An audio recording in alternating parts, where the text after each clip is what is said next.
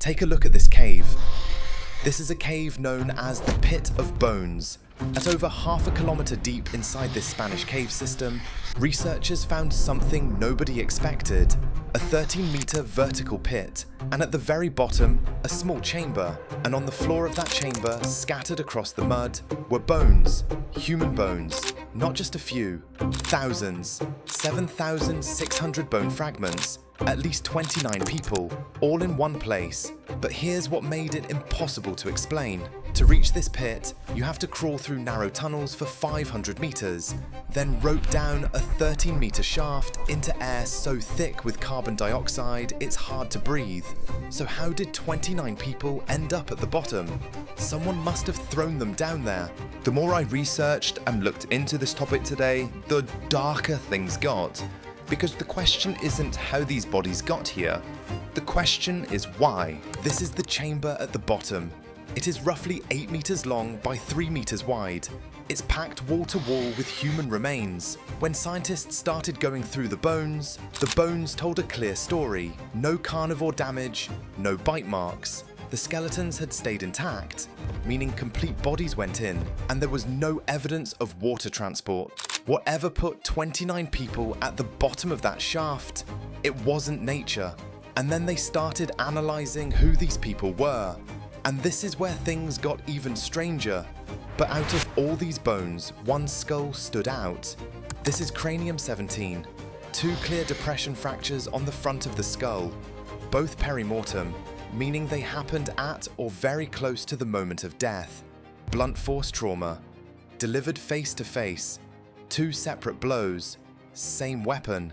Scientists who analysed it dated it back to 450,000 years ago, which means we could be looking at direct evidence of the first murder ever committed in the fossil record. But one murder doesn't explain 29 bodies, and there's one more detail that makes this even stranger. Among all those bones, researchers only found exactly one object. A hand axe, beautifully made, quartzite, finely flaked. They called it Excalibur. No other tools, no campsite debris, no fire remains. Nobody had been living there. Just one perfect tool, and 29 bodies. So we've got 29 bodies. We know for a fact one of them was murdered, all at the bottom of a pit nobody could climb out of. We still don't even know who these people were. But here is where things get even weirder. When scientists started reconstructing who these people were, nobody had seen anything like them before. Every piece told a different story. They looked like they were early Neanderthals. Tall, wide, muscular, built like they were made for cold and heavy labor.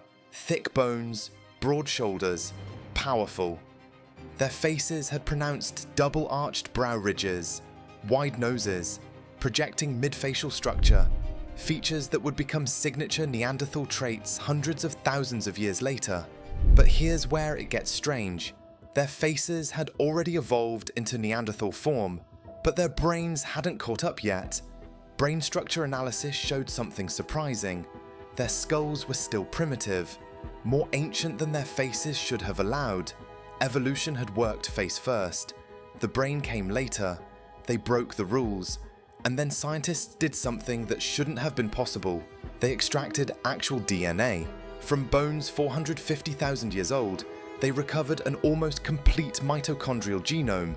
At the time, it was the oldest human DNA ever sequenced. And when the results came back, they didn't match what anyone expected. The DNA looked Denisovan. Denisovans are a mysterious human group first identified in Siberia, thousands of miles away. Yet here, in a Spanish cave, the mitochondrial DNA was pointing to that lineage. But the bones looked Neanderthal. So which was true? Years later, nuclear DNA testing placed them firmly in the Neanderthal lineage. The mitochondrial DNA mystery still isn't fully explained. It suggests something more complex. Ancient population mixing, ghost lineages, maternal lines that disappeared over time.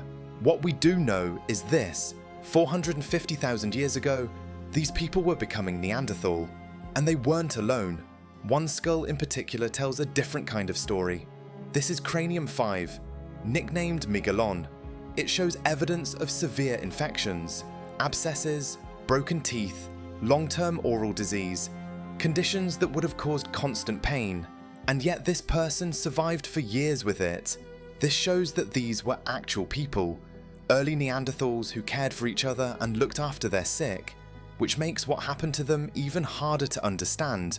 But there's still one main problem with the pit. To navigate 500 meters through narrow tunnels and down a 13-meter shaft in complete darkness would require light, which means fire was needed, but there's no evidence of fire control at this site. No hearths, no charcoal, no burned bone, which means either they did this in near total darkness, feeling their way through the tunnels and lowering bodies down by touch, or fire left no trace. Neither explanation is comforting. But here's what we know for certain. 29 complete bodies ended up at the bottom of a shaft that's almost impossible to reach. Natural processes didn't put them there. Someone had to have carried them. And that's where the debate begins. Some scientists argue this is deliberate burial, the oldest evidence of mortuary practice in human history. By over 350,000 years, the evidence, bodies positioned deliberately, no signs of occupation. This wasn't a living space.